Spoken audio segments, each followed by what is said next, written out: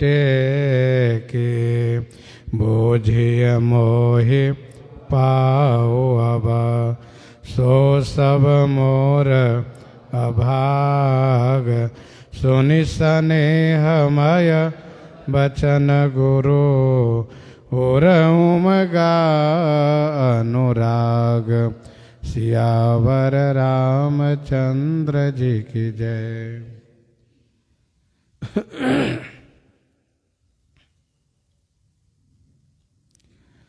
गोस्वामी जी महाराज पूर्व प्रसंग में वर्णन किए श्री गुरु वशिष्ठ जी महाराज श्री राम जी के संदर्भ में एक एक जो विशेषण दे रहे हैं वह सब बड़े ही रहस्यपूर्ण है, भाव से युक्त है।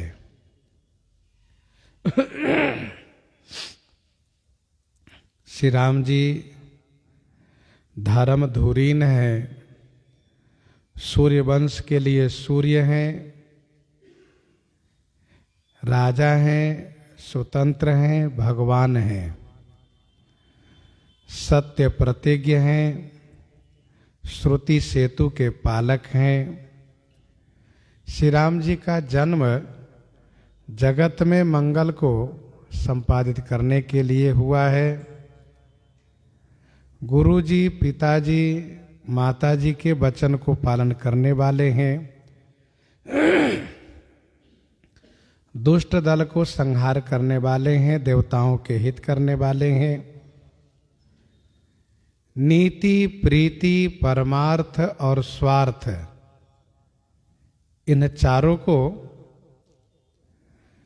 यथार्थ रूप में श्री राम जी जानते हैं और उसे जीवन में क्रियान्वित भी करते हैं। विधि हरिहर ससे रवि दिशिपाला माया जीव करम कुलिकाला।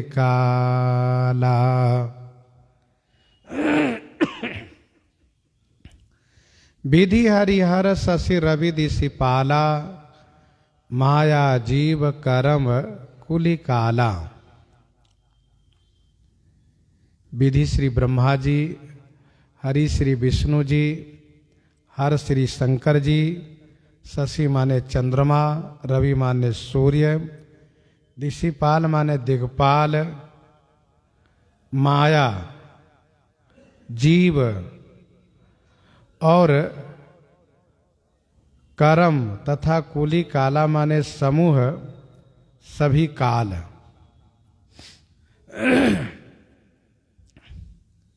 सभी कर्म और सभी काल।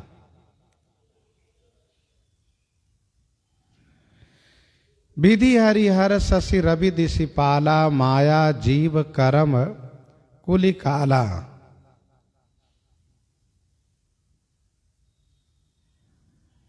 ये जितने वरिष्ठ देवतागण हैं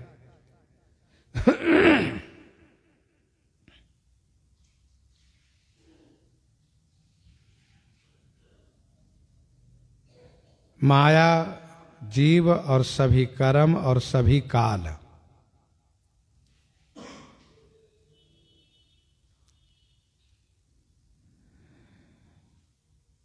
दिग्पाल में सभी जो दिशाओं के पालक हैं,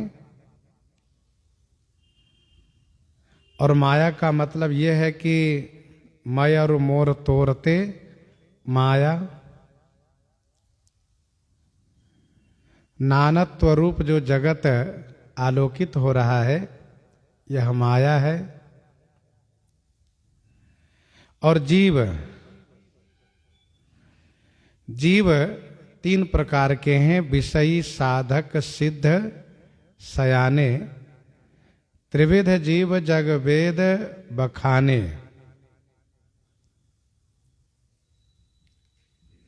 ये तीन प्रकार के हैं। और ये सभी जीव, तीनों प्रकार के जो जीव हैं,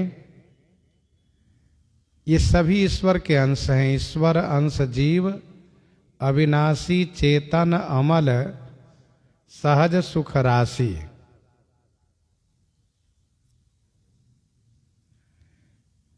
माया में विमोहित यह जीव जब भगवान की कृपा को प्राप्त करता है, तब जाकर के अपने स्वरूप में स्थिर होता है, अपने स्वरूप को पहचानता है, अपने स्वरूप में स्थिर होता है। मम दर्शन फल परम अनुपा, जीव पाव निज सहज स्वरूपा। यह जीव अविनाशी है, चेतन है, अमल है, सुख के राशि है। लेकिन माया के अधीन होने से यह विकार से ग्रस्त है, दुखी है।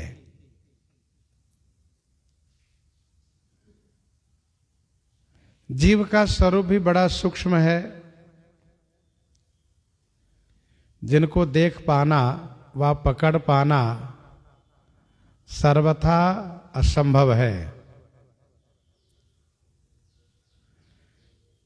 उपनिषद का यह मंत्र है, बालाग्र सतभागस्य सतधा कल्पितस्य च भागो जीवः स विज्ञेयः स चानन्तये कल्पते।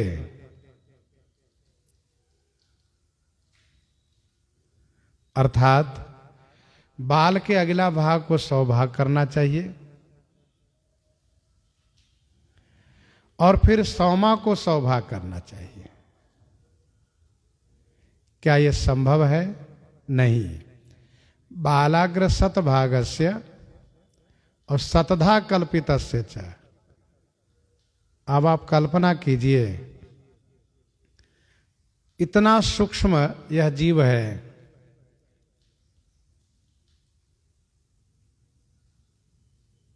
इस जीव को पकड़ने के लिए बुद्धिजीवी वैज्ञानिकों ने प्रयास भी किया है। यह कैसा है जो शरीर से निकलने के बाद शरीर मुर्दा हो जाता है, शरीर बेकार हो जाता है। वह कौन सी चेतना है, कैसा जीव है? तो डॉक्टर के परीक्षण में जब यह जानकारी हो जाती है कि यह बहुत अल्पकाल में ही मृत्यु को प्राप्त होने वाला है, तो उसको शीशे के मंजूसे में, शीशे के सिंदूक में बंद किया जाता है। बड़े बड़े यंत्र लगाए जाते हैं। वह मंजूसा जो होता है, सिंदूक, वह फट जाता है, लेकिन ये पता नहीं चल पाता है कि जीव गया किधर और कब और कैसे निकल गया। तो ब्रह्मा जी हैं, श्री विष्णु जी हैं, श्री शंकर जी हैं, चंद्रमा हैं, सूर्य आदि दिग्पाल हैं, माया है। यन माया वसवरति विश्वमखिलम ब्रह्मादि देवासुरा, देखी माया सब विधि गाढ़ी, अति सभीत जोरे कर ठाढ़ी। जो सब प्रकार से मजबूत है,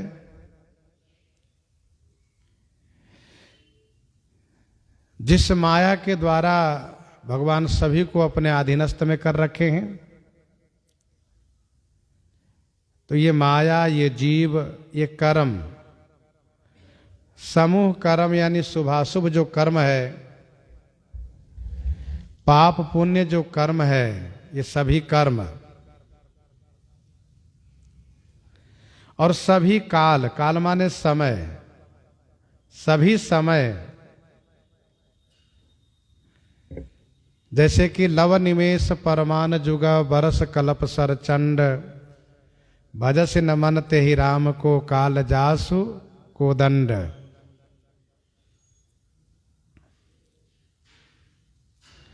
तो इस प्रकार से ये सभी समय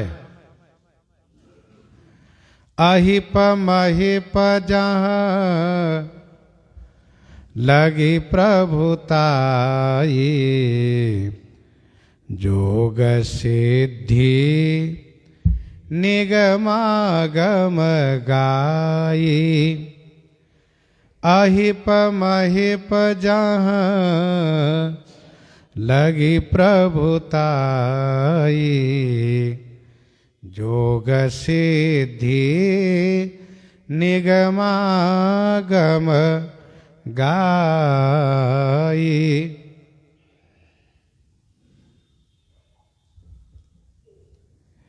अहिप माने शेष, जो सर्पों के राजा हैं। महिप माने महीपति, राजा लोग, भूपति। जहां लगी प्रभुताई, जहां तक प्रभुत्व है, अष्टांग योग है, अष्ट सिद्धि है, निगमागम गाई। निगमागम माने वेद शास्त्र, इन सबके संदर्भ में गायन किए हैं। तो शेष जी हैं, भूपति लोग हैं, जहां तक प्रभुत्व वाले लोग हैं, जहां तक प्रभुता की बात कही जाती है। योग की सिद्धि है, वेद पुराण द्वारा, शास्त्र द्वारा वर्णित हैं। करि विचार जिय देखहु नीके, राम रजाई शीस सबही के। करि विचार जिए देखहु नीके। करि विचार जिए देखहु नीके, राम रजाई शीस सबही के। जिए माने हृदय में, विचार करके नीके माने अच्छी तरह से आप लोग देखिए। हृदय से विचार करके अच्छी तरह से देखिए, तो आप यह बात समझ पाएंगे कि राम रजाई शीस सबही के, सभी के सिर पर श्री राम जी की आज्ञा है।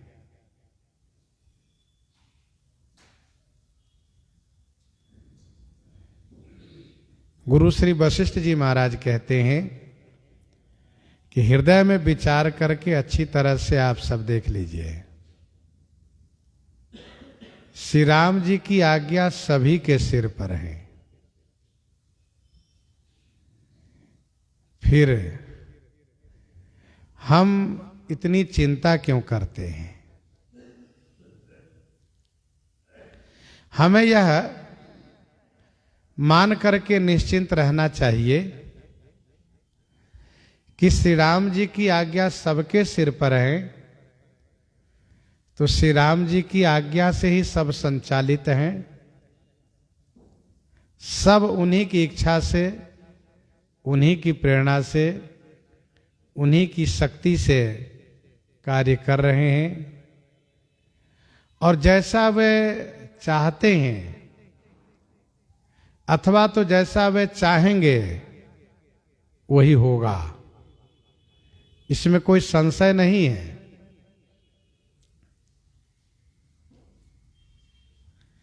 राम किन्ह चाहै सोई होई, करई अन्यथा अस नहीं कोई।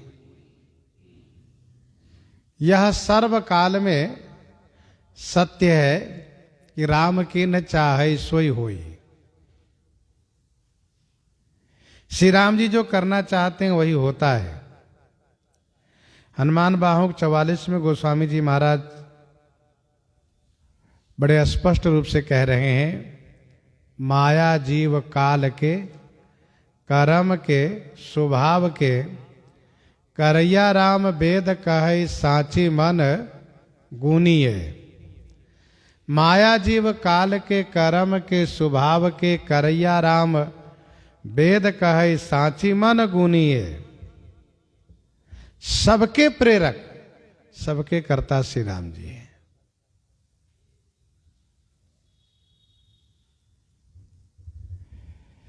बालकांड में गोस्वामी जी महाराज भगवान श्री शंकर जी के द्वारा यह कहवा रहे हैं, अथवा तो यूं कहिए कि श्री शंकर जी की वाणी को गोस्वामी जी प्रस्तुत कर रहे हैं कि विषय करण सुरजीव समेता, सकल एक ते एक सचेता, सबकर परम प्रकाशक जोई, राम अनादि अवधपति सोई। राम अनादि अवधपति सोई। सबकर परम प्रकाशक श्री राम जी हैं। विनय पत्रिका 246 में गोस्वामी जी कहते हैं, छोटे बड़े खोटे खड़े ये जितने हैं सब श्री राम जी की आज्ञा से संचालित हैं।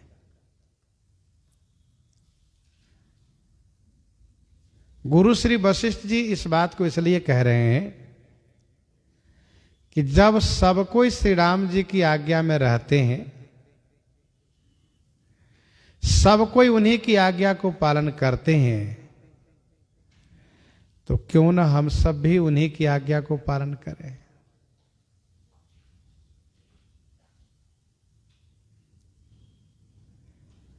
जब सबके सिर पर उनकी आज्ञा है, तो हमारे और आपके सिर पर भी उन्हीं की आज्ञा है। यहां पर श्री गुरु वशिष्ठ जी महाराज अपने गुरुत्व भाव को प्रकट करते हुए भगवान श्री राम जी के विशुद्ध ईश्वरत्व का वर्णन कर रहे हैं। गुरु जी ही ईश्वरत्व का बोध कराते हैं। सो गुरु श्री वशिष्ठ जी महाराज सबको ईश्वरत्व का बोध करा रहे हैं। गुरु जी कहते हैं, राखे राम रजाई रुख, हम सब कर हित होई। समुझि सयाने करहु अब, सब मिले सम्मत सोई। सब मिले सम्मत सोई। आप सब एक बात को भली भांति समझ लीजिए कि हम सबका हित भी श्री राम जी की आज्ञा में रहने में ही है। राखे राम रजाई राम रुख, तो हम सब कर हित होई। श्री राम जी की आज्ञा, श्री राम जी के रुख रखने में ही हम सबका हित होगा।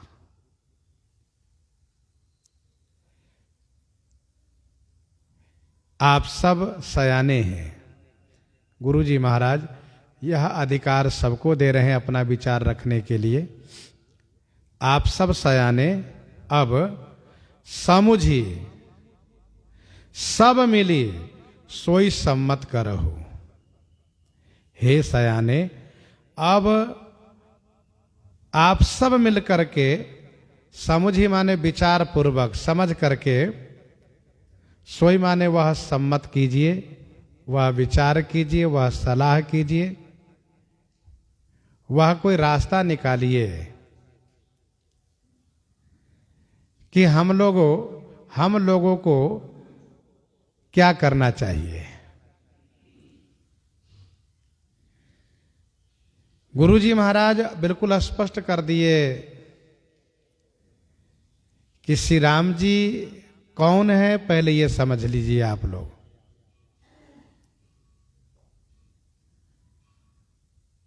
वे क्या करने के लिए इस धरातल पर आए हैं, यह भी समझ लीजिए। वह किस प्रकार से सबके शासक हैं, इस बात को भी समझे रहिए। फिर इसके बाद आप लोग अपने अपने सयानेपन का प्रयोग कीजिए। श्री गुरु जी महाराज का वक्तव्य ऐसा युक्तिपूर्ण है, ऐसा रहस्यपूर्ण है कि इस वक्तव्य के आगे किसी की बुद्धि काम करेगी नहीं। राखे राम रजाई रुखा हम सब कर हित होई। आखिर में स्वीकार सबको वही करना पड़ता है जो ईश्वर की इच्छा है, जो ईश्वर चाहते हैं।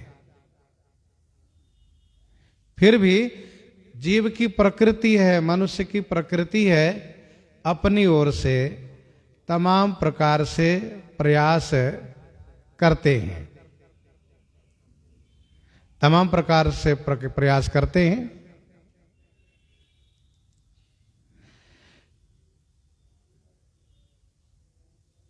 श्री भरतलाल जी महाराज का यह विचार था कि अवश्य फिर ही गुरु आए सुमानी, मुनि पुनि कहब राम रुचि जानी। तो यही यहां पर स्पष्ट हुआ कि मुनि श्री राम जी के रुख देखकर ही कहेंगे, और श्री राम जी का रुख अयोध्या लौटने के पक्ष में नहीं है।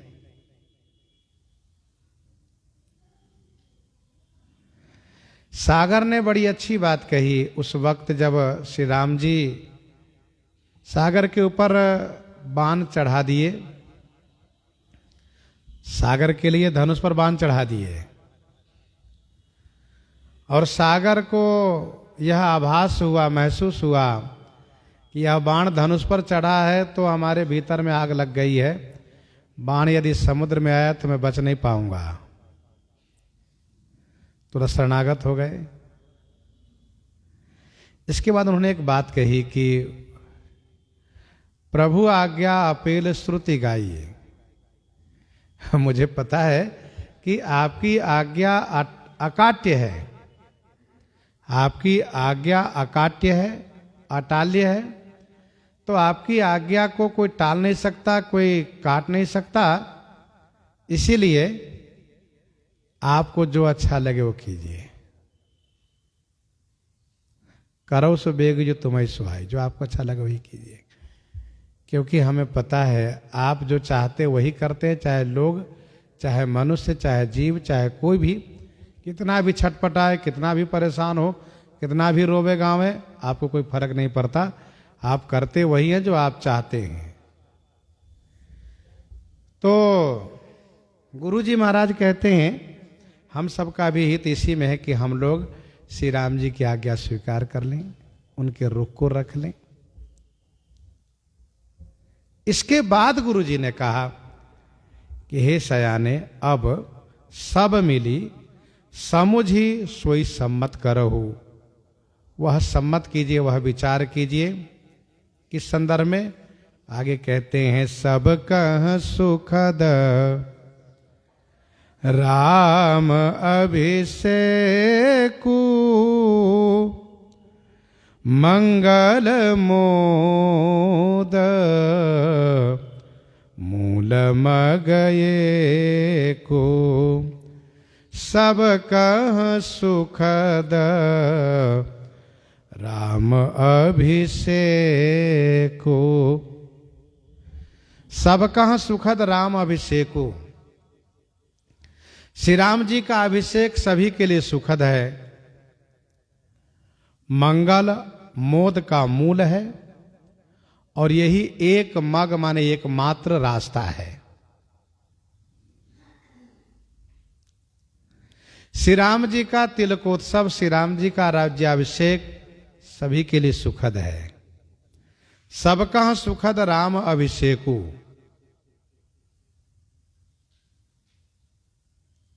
यहां तक कि श्री कैकेयी के लिए भी अब सुखद लग रहा है, और श्री कैकेयी भी चाहती हैं कि श्री राम जी का राज्याभिषेक हो जाए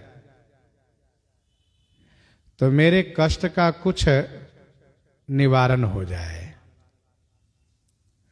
तो श्री राम अभिषेक सबको प्रिय है, सबके लिए सुखद है, हमें भी, आपको भी, सबको।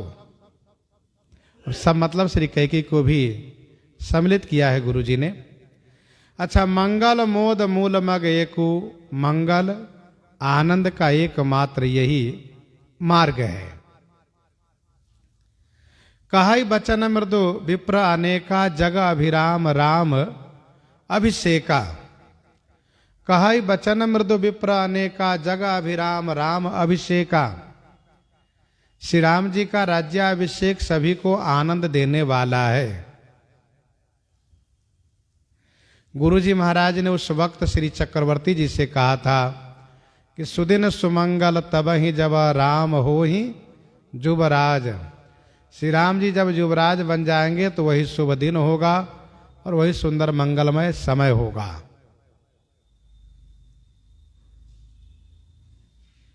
सुदिन सुमंगल तब ही जब। और मंगल मोद मूल मग एकु। श्री राम जी का राज्याभिषेक, यह चौपाई जब हम लोग पढ़ते हैं तो खास करके जब मैं पढ़ता हूं तो मुझे वह बात याद आती है जब श्री राम जन्मभूमि का आंदोलन अपनी चरम सीमा पर था तो धर्माचार्य लोग, संत महापुरुष ऐसा कहते थे कि यदि श्री राम जन्मभूमि पर भव्य मंदिर का निर्माण हो जाए, श्री राम मंदिर हिंदुओं को प्राप्त हो जाए तो देश के लिए यह बड़ा ही मंगलमय होगा, सुखद होगा। तो तब यह समझ में आना कठिन लगता था कि ये कैसे होगा, लेकिन अब समझ में आया कि जैसे देश की जो अर्थव्यवस्था है,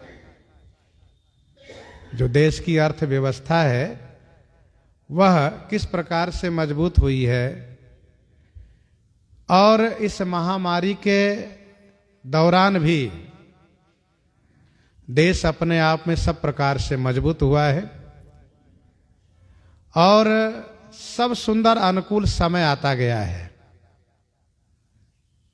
इस संदर्भ में सभी लोग अब समझते हैं, जानते हैं, क्योंकि इस समय में थोड़ी बहुत रुचि सब लोग रखते हैं देश के संदर्भ में जानने के लिए।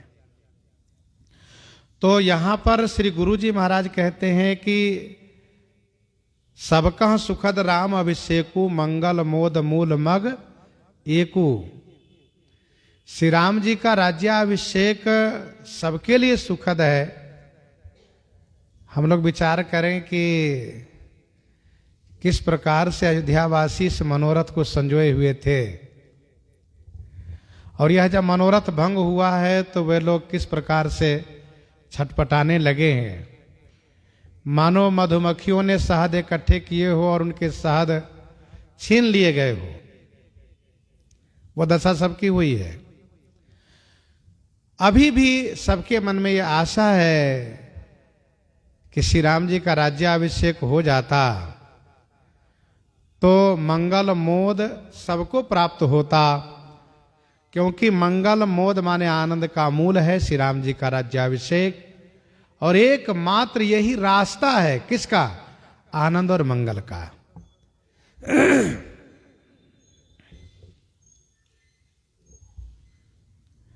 थोड़ी और प्रतीक्षा करनी पड़ेगी सभी को, क्योंकि श्री राम जी चाहते हैं कि जिस प्रकार से राम राज्य का सुख सबको प्राप्त होता है तो वह तभी होगा कब, जब इस धरातल से, इस भूमि तल से आसुरी शक्ति का अंत हो जाए। भाई जब अंधकार का अंत होगा तभी उजाले का आनंद प्राप्त होगा, तभी समझ में आएगा। तो श्री राम जी अधर्मियों को संहार करेंगे, फिर वह मंगल मोद, वह आनंद सबको प्राप्त करेंगे, सबको कराएंगे। तो सबका सुखद राम अभिषेकु, मंगल मोद मूल मग एकु। अब गुरु जी बिल्कुल स्पष्ट कर दिए कि के ही विधि अवध चलहि रघुराऊ, कहु समुझी सोई करिए उपाऊ। केहि विधि अवध चलहि रघुराऊ, कहूँ समुझी सोई करिए उपाऊ।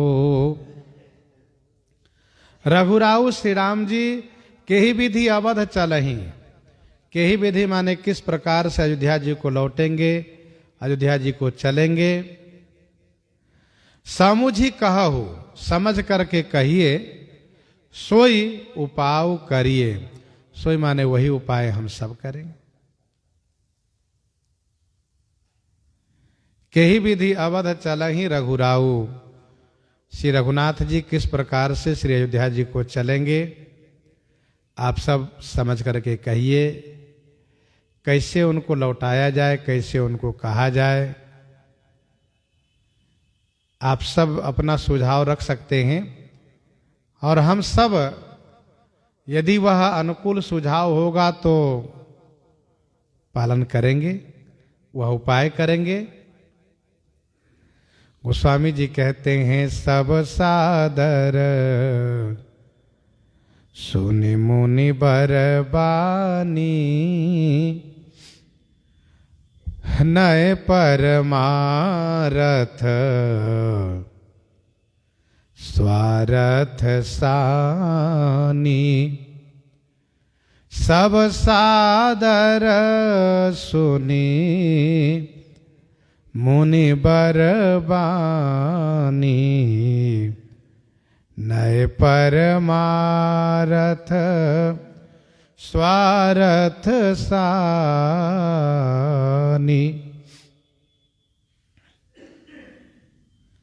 सब सादर सुनि मुनिवर बानी। मुनिवर बानी सब सादर सुनी। नय परमार्थ स्वार्थ सानी। नय माने नीति, परमार्थ और स्वार्थ में सनी हुई मुनिवर बानी सब सादर सुनी। सबने आदर पूर्वक सुनी है।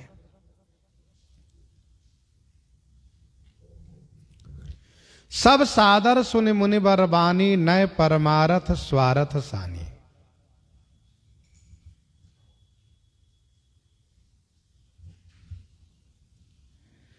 श्री गुरुदेव की वाणी में नीति है, परमार्थ है और स्वार्थ है। नीति क्या है? कहा धर्म धुरीन भानु कुल भानु, राजा राम स्वबस भगवानु, सत्य संध पालक श्रुति सेतु, राम जन्म जग मंगल हेतु। से लेकर के नीति प्रीति परमार्थ स्वार्थ को न राम समझान जथारथ।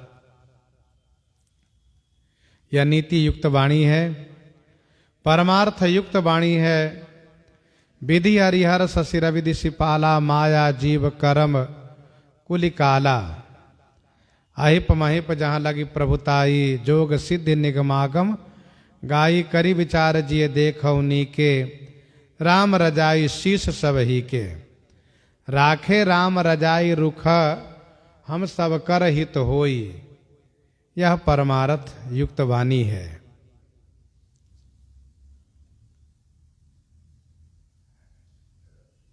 स्वार्थ युक्त वाणी है। कौन?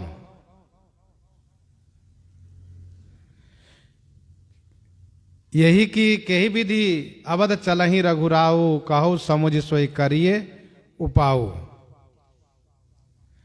अथवा तो दोहे का वो चरण को ले सकते हैं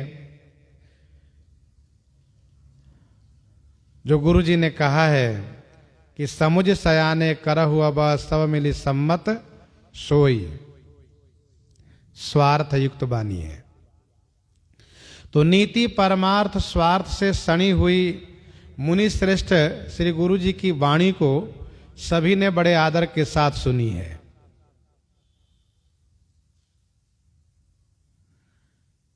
बोले मुनिवर समय समाना, सुनो सभासद भरत सुजाना। तो सबने बड़े आदर के साथ सुनी है,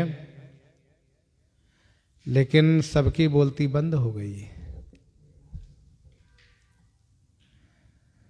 सब लोग विभिन्न प्रकार से विचार तो कर रहे थे। यह संशय सबके मन माही, राम गवन विधि अवध की नाही। श्री भरतलाल जी महाराज भी तमाम प्रकार के विचार कर रहे थे कि विधि होई राम अभिषेक। अब सभी चुप हो गए।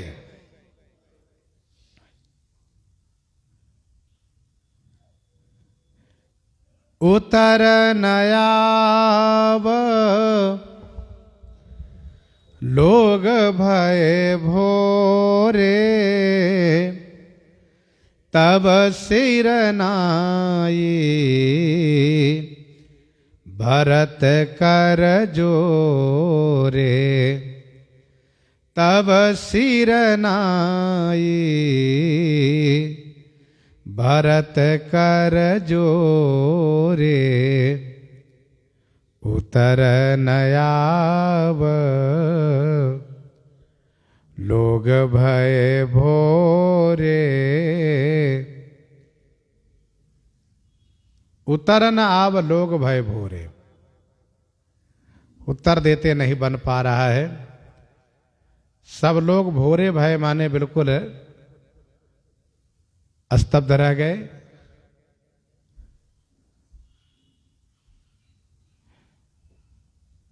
और तब सिर नाई भरत कर जोरे। तब श्री भरतलाल जी महाराज सिर नवा करके प्रणाम किए और हाथ जोड़ करके कुछ कहने लगे। सभी लोग में भोलापन आ गया। सभी लोगों में भोलापन आ गया। सब भोरे हो गए। किसी से कुछ भी उत्तर देते नहीं बना। किसी को भी कुछ समझ में नहीं आ रहा है क्या कहना चाहिए,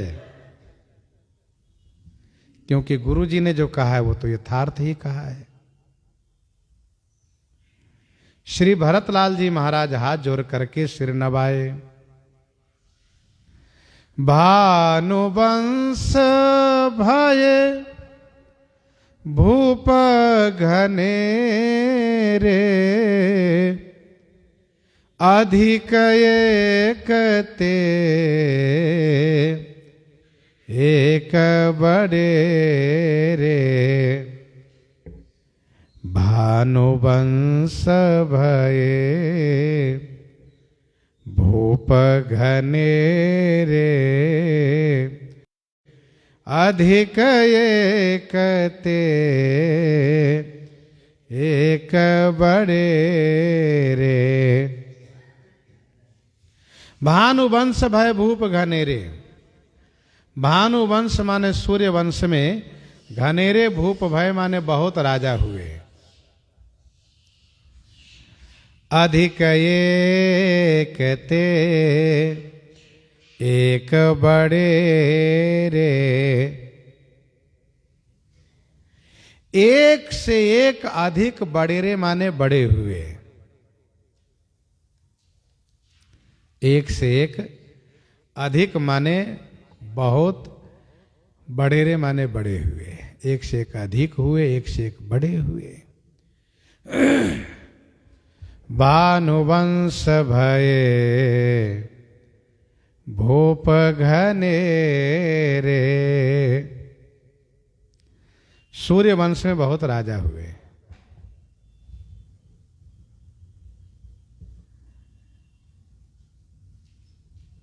मनु जी से लेकर के अब तक 41वें में श्री राम जी हैं।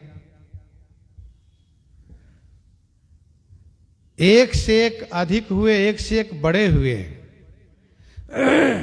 ये तो बड़ा आश्चर्यपरक है। क्या बात है कि इस वंश में, इस कुल में सब बड़े ही होते आए हैं, सब अधिक होते आए हैं। ऐसा सब वंश में तो नहीं होता है। जन्म हेतु सब कह पितु माता, करम शुभ देई विधाता। जन्म हेतु सब कह पितु माता, करम शुभ देई विधाता। जन्म हेतु सब कह पितु माता। सब कह जन्म हेतु पितु माता। जन्म के हेतु माने कारण तो सभी के पिता माता ही हैं। सूर्य वंश के भी जितने राजा लोग हुए हैं, ऐसा नहीं कि कोई आकाश से ही आकर प्रकट हुए हों, ऐसा नहीं है। सबके जन्म का हेतु माने कारण पिता माता हैं। अच्छा, तो इसका मतलब विधाता इन लोगों के साथ पक्षपात करते होंगे, सूर्यवंशी होने के नाते इन लोगों को दुख आदि न देते होंगे। कहा नहीं नहीं, ऐसा नहीं है भाई। कर्म शुभाशुभ देई विधाता। विधाता भी शुभाशुभ कर्म इनको भी देते आए हैं।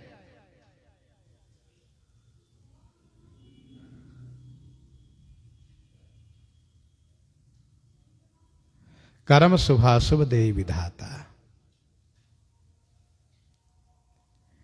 सबका जन्म पिता माता से हुआ है। विधाता सभी के कर्मानुसार दुख सुख दिए हैं, क्योंकि विधाता हैं, वे विधि हैं, अविधि नहीं कर सकते। कठिन कर्म गति जान विधाता, जो शुभ अशुभ सकल फल दाता। कठिन कर्म गति जान विधाता, जो शुभ अशुभ सकल फल दाता।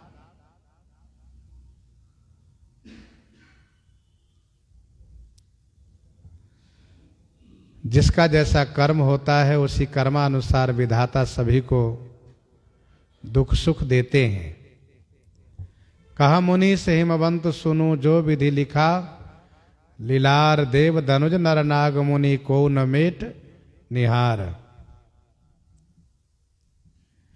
जिसके जीवन में जो भी प्राप्त हो रहा है, सबके अपने किए हुए कर्म के अनुसार ही प्राप्त हो रहा है। जिसका जैसा कर्म रहा है, उसी अनुसार विधाता उनको दुख सुख का विधान बनाए हैं। क्योंकि हानि लाभ जीवन मरण जस अपजस विधि हाथ। तो श्री ब्रह्मा जी महाराज भी कोई पक्षपात नहीं किए हैं। फिर ये सब हुआ कैसे इस वंश में? इतना बड़ा आश्चर्य चमत्कार कि सभी बड़े होते हुए आए, सभी अधिक होते आए, एक से एक। कहा इसका कारण केवल है हमारे गुरु जी का आशीर्वाद। दल दुख सजाई सकल कल्याणा, अस आशीष राउरी जग जाना। अस आशीष राउरी जग जाना।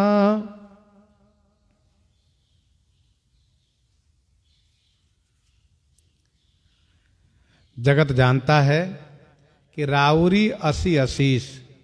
राउरी माने आपका ऐसा आशीर्वाद है कि दुख दली सकल कल्याणा सजई। दुख को दलन करके, दुख को समाप्त करके समस्त कल्याण को सज दिया करते थे।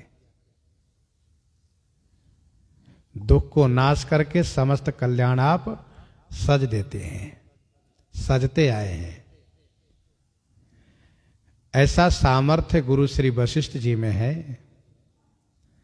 दलि दुख सजई सकल कल्याणा, अस असीस राउरी जग जाना। सो गोसाई विधि गति जही छे की, सकए कोटारी टेक जो टेकी। हे गोसाई, हे स्वामी, आप वह गुरु जी हैं। कौन? जेहि जिन्होंने विधि गति छेकी। विधि की गति को छेकी माने रोका है, विधि के लेख को बदला है आपने। लेकिन आपने जो टेक टेकी है उसको कौन टाल सकता है? आपने जो टेक टेकी माने जो आपने हठ किया है उसको कौन टाल सकता है? सो गोसाई विधि गति जय छेकी, सकई को टारी टेक जो टेकी। अब गुरु जी ने कौन से टेक टेकी है? इसका उत्तर यह है कि गुरु जी महाराज कहते हैं कि भाई राम जन्म जग मंगल हेतु है, और गुरुपितु मातु वचन अनुसारी श्री राम जी हैं। खलदल दलन देव हितकारी श्री राम जी हैं, और श्री राम जी वो हैं जिनकी आज्ञा सबके ऊपर हैं, हमारे तुम्हारे सबके ऊपर हैं। तो हम तो यही कहेंगे कि राखे राम रजाई रूखा, हम सब कर हित होई। और गुरु जी कहते हैं कि ही विधि होई राम अभिषेकु, सियाराम कही विधि अवध चलहि रघुराऊ, कहु समझ सोई करऊ पाऊ। तो गुरु जी अपनी ओर से कोई आदेश निर्देश शक्ति का प्रयोग नहीं कर रहे हैं। गुरु जी महाराज श्री राम जी की इच्छा को रखते हुए और हम सब पर इस बात को डाल रहे हैं कि आप लोग बताओ कि श्री राम जी को अयोध्या जी कैसे लौटाया जाए। तो सो गोसाई विधि गति जही छेकी, सकई को टारी टेक जो टेकी।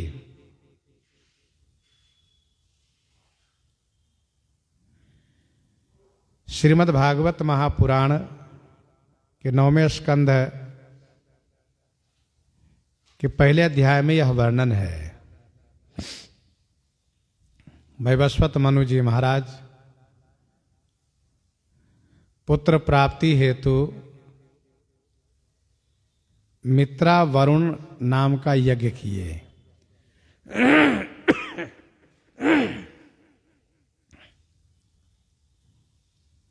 श्री वैवस्वत मनु जी महाराज पुत्र कामना से मित्रा वरुण नामक यज्ञ किए, मित्रा वरुण यज्ञ।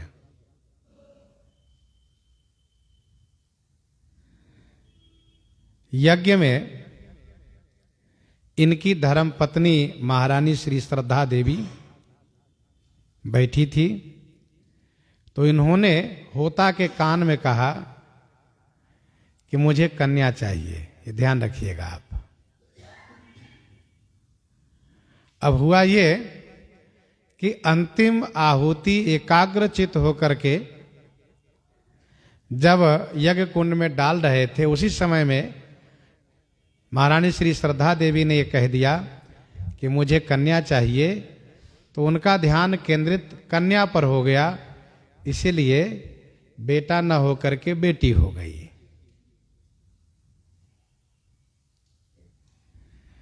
श्रद्धा देवी बहुत खुश हो गई, मनु जी महाराज उदास हो गए। लोक में भी ये देखा जाता है कन्या से मां प्रसन्न होती है पर पिता का चेहरा उतर जाता है। तो इन्होंने गुरु जी से कहा, गुरुदेव ये ऐसा बदलाव हुआ कैसे इस प्रकार से बदलाव कैसे हो गया? हम चाहते थे कि राजकुमार हो, राजा राज्य के उत्तराधिकारी हो, राजकुमारी हो गई। ये कैसे हुआ गुरुदेव? आपके द्वारा ऐसा तो नहीं होना चाहिए। तो गुरु श्री वशिष्ठ जी ने कहा, अच्छा ठहरो, मैं देखता हूं ध्यान करके। तो ध्यान करके गुरुजी ने देखा तो सभी बात जान गए। गुरुजी ने कहा मुस्कुराते हुए,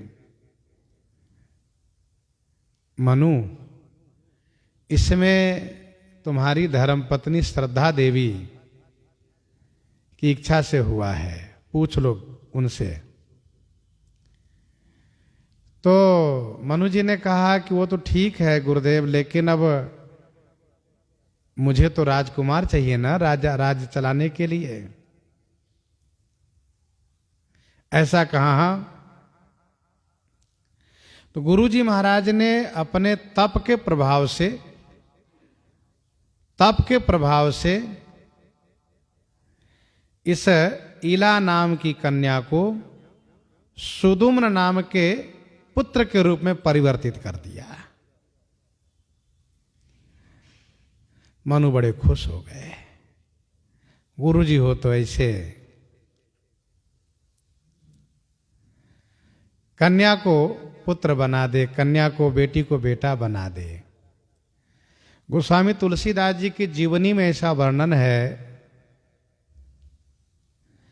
कि गोस्वामी जी महाराज भी श्रीमद् रामचरितमानस जी के नवाहन पारायण पाठ करवा करके बेटी को बेटा बना दिए।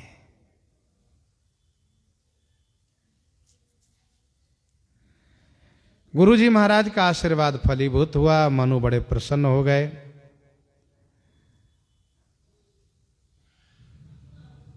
सुदुम्न अपने सखाओं के साथ खेलते हैं, सखाओं के साथ रहते हैं। एक बार ये शिकार के लिए निकले तो इस शिकार में घूमते घूमते घूमते अपने परिकर सखाओं के साथ पहुंच गए सुमेरु की उस तलहटी में, जहां कि वह क्षेत्र भगवान शिव द्वारा श्रापित था कि इस क्षेत्र में जो भी आएगा वह स्त्री हो जाएगा। इस क्षेत्र में कोई पुरुष रहेगा ही नहीं, यहां सब स्त्री ही रहेंगे, नारीवाचक ही रहेंगे, चाहे वो जड़ हो या चेतन हो। और यदि कोई पुरुष भूल से इसमें आ भी जाए तो वो स्त्री हो जाएंगे। ये शापित वो क्षेत्र था। सुदुम्न शिकार के बहाने उस क्षेत्र में जैसे प्रवेश किए, वैसे ही अपने पूरे समाज के सहित स्त्री बन गए। एक दूसरे की ओर देखा, कहा अरे ये क्या हुआ? लेकिन अब कुछ कर भी नहीं सकते, कह भी नहीं सकते। हो गया तो हो गया। और ऐसा नहीं है कि वहां से निकल करके बाहर आवा तो पुरुष हो जा, सो नहीं है। वहां से निकल के उस क्षेत्र से बाहर आए तो सब स्त्री के रूप में ही है। वहीं पास में दूसरे वन में चंद्रमा का पुत्र बुद्ध तपस्या कर रहे थे और उनकी दृष्टि पड़ी इनकी ओर। अब इनको कह सकते हैं राजकुमारी ईला, चूंकि अब सुदुम्न रहे नहीं, ईला फिर कह सकते हैं इनको। तो इनकी ओर दृष्टि पड़ी तो ये विमोहित हुए, और इन्होंने भी जब उनको देखा तो ये भी विमोहित हो गई। दोनों के नेत्र मिले, मन मिले, दोनों का वहीं विवाह हुआ, दोनों रहने लग गए।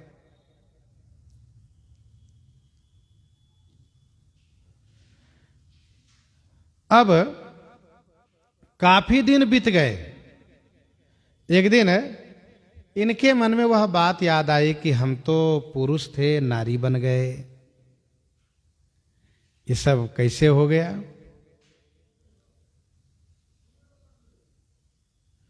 अब क्या करना चाहिए? तब उन्होंने गुरुजी को याद किया। गुरुजी को याद किया, और जैसे गुरुजी को याद किया तो गुरुजी महाराज का तुरंत ध्यान में उनका स्मरण हो आया।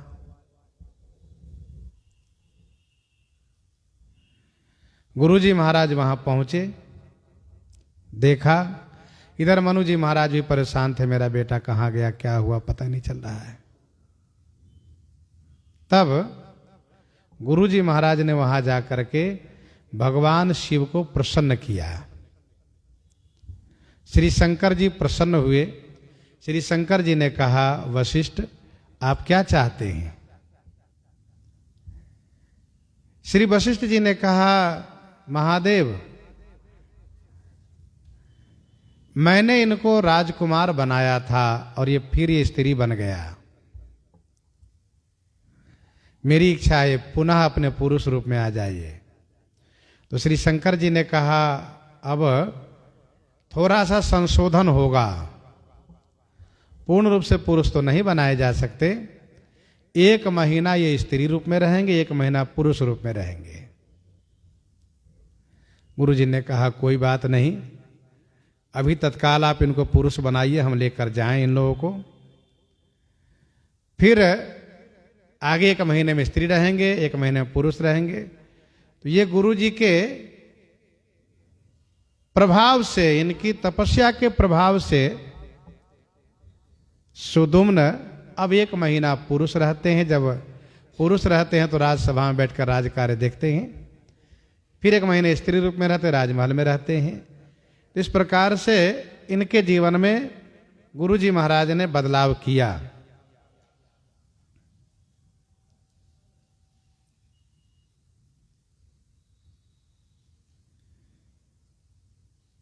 ऐसा वर्णन है कि श्री दिलीप जी का पुत्र रघु जी महाराज, इनकी जन्म कुंडली में ऐसा वर्णन था कि इनका विवाह जब होगा और विवाह का जब अंतिम भावर संपन्न होगा, 7वीं भावर, तो 7वीं भावर संपन्न होने पर इनके मस्तक फट जाएंगे, वहीं मृत्यु हो जाएगी।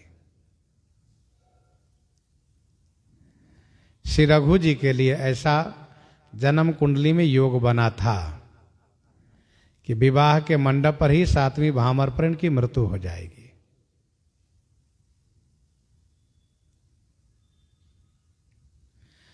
अब श्री दिलीप जी महाराज इस असमंजस में है कि हम क्या करेंगे, विवाह करके अपने राजकुमार का विवाह किया कि इनका खेल समाप्त हो गया। तो गुरुजी ने एक दिन पूछा, क्यों दिलीप आप अपने राजकुमार के विवाह नहीं कर रहे हो, क्या बात है? कहा, गुरुजी ऐसी ऐसी बात है। कहा, कोई चिंता मत करो, विवाह की तैयारी करो, भगवान सब मंगल करेंगे। कहा, ठीक है। विवाह के मंडप पर गुरुजी महाराज वहां पर विवाह का कार्य संपन्न करा रहे थे। 4 भामर होने पर गुरुजी ने रोका और गुरु पूजन करवाया। 4 भामर पर रोका और गुरु पूजन करवाया और इसके बाद गुरुजी ने आशीर्वाद दिया, चिरंजीवी भव। जब रघु जी ने प्रणाम किया सपत्निक, तो गुरुजी ने कहा, चिरंजीवी भव। उनसे कहा, सौभाग्यवती भव। इसके बाद गुरुजी ने यह कहा कि अब भामर में दुल्हन आगे होंगे, दुल्हा पीछे चलेंगे। तो 3 भामर फिर बाद में पूरे किए गए, जिसमें दुल्हा पीछे हो गया, दुल्हन आगे हो गई। और फिर 4, 5 सियाराम 5, 6, 7 नहीं कहा गया, फिर 1, 2, 3 की कहा गया। तो ये गुरुजी की युक्ति है भाई। 7 भामर जब पूरा करेंगे, 7 कहेंगे तब तो मृत्यु होगी, और हम 7 होने नहीं देंगे। भामर का कार्य भी पूरा कराएंगे, 7 अंक भी पूरा नहीं होने देंगे। 4 पर पूजन कराया, रोक करके पूजन कराया, आशीर्वाद दे करके फिर 1, 2, 3 कर करके भामर पूरा कराया। इसीलिए कुछ विद्वान लोग ऐसा कहते हैं कि भामर 4 ही होता है, लेकिन यह कहना बिल्कुल गलत है। भामर 7 होता है। और गोस्वामी तुलसीदास जी महाराज ने 7 भामर के लिए मानस जी में 7 पंक्ति प्रस्तुत भी किया है। कुंवर कुंवरी कल भामर देही से लेकर के प्रमुदित मुनि भावरी फेरी, नेग सहित सब रीति निवेरी। तो इस प्रकार से इनकी मृत्यु योग को टाला इन्होंने। ब्रह्मा जी को भी हंसी आ गई कि देखो वशिष्ठ बड़े बुद्धिमान हैं, अपने यजमान की रक्षा किस प्रकार से कर लेते हैं। तो सो गोसाई विधि गति जय छेकी, सकई को टारी टेक जो टेकी। इतिहास से भी कहता है कि श्री भगीरथ जी के शरीर में अस्थि ही नहीं थी, हड्डी ही नहीं थी। तो गुरु जी महाराज ने उनके शरीर में अस्थि परिपूरित की। कुछ लोग ऐसा कहते हैं कि गुरु जी महाराज युग परिवर्तन कर दिए। सतयुग के बाद द्वापर होता, द्वापर के बाद त्रेता होता, तब कलयुग होता। तो गुरु जी महाराज को लगा कि नहीं,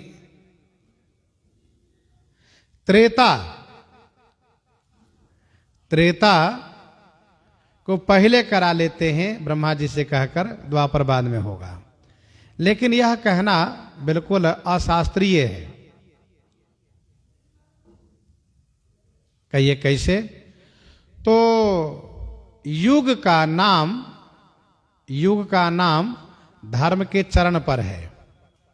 सतयुग माने सत्व प्रधान है, धर्म के चारों चरण हैं। त्रेता में धर्म के 3 चरण हैं, और द्वापर में 2 चरण हैं, कलयुग में 1 चरण है धर्म के। और दूसरी बात ये भी ध्यान रखना चाहिए कि चारों युग की आयु निर्धारित की गई है।